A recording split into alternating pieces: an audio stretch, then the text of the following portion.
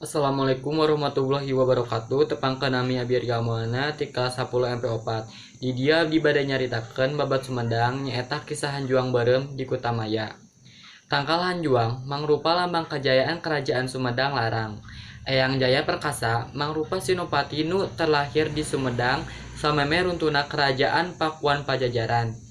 Eyang Jaya Perkasa bisa nyelamatkeun mahkota kerajaan jeung atribut kerajaan sajena serta dipasrahkeun ka Raja Sumedang Larang.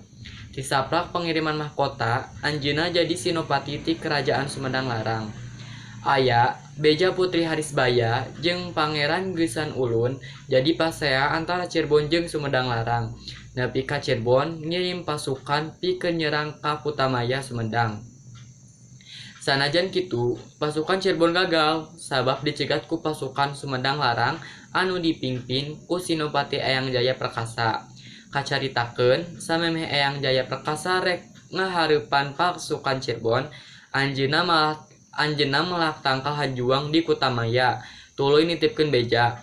Lamun ieu tangkal Hanjuang masih seger tur hirup keneh, hartina kuring masih keneh hirup jeung ulah ninggalkeun Kutamaya, ceuk Eyang Jaya Perkasa. Numutkeun carita keur perang, Eyang Jaya Perkasa teh papisah jeung 3 lanceukna nu milu perang. Salah sahiji dulurna nu ngaranna Nangganang curiga yen Eyang Jaya Perkasa teh geus gugur dina peperangan.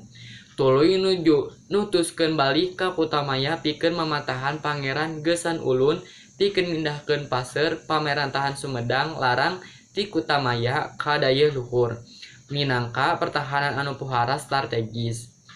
Seserahan wewengkon Sindang Kasih minangka pangmayaran talak ka Raja Cirebon sarta nikahna Putri Harisbaya jeung Pangeran Geusan Ulun kungsi ngadamaikeun pas cekcok antara Cirebon jeung Sumedang Larang.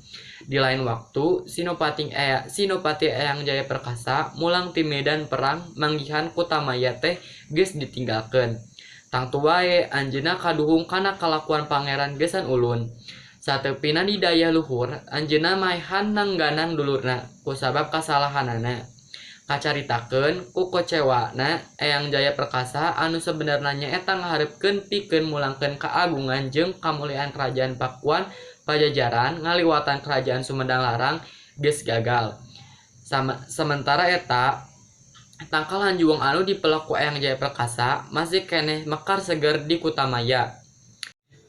Kucewa jeung ngewana ka musuh oge diisarahkeun katurunanna engke lamun jarah ka kuburanna teu meunang make baju batik anu dina pandeganana mangrupakeun ciri khas tina baju musuh-musuhna.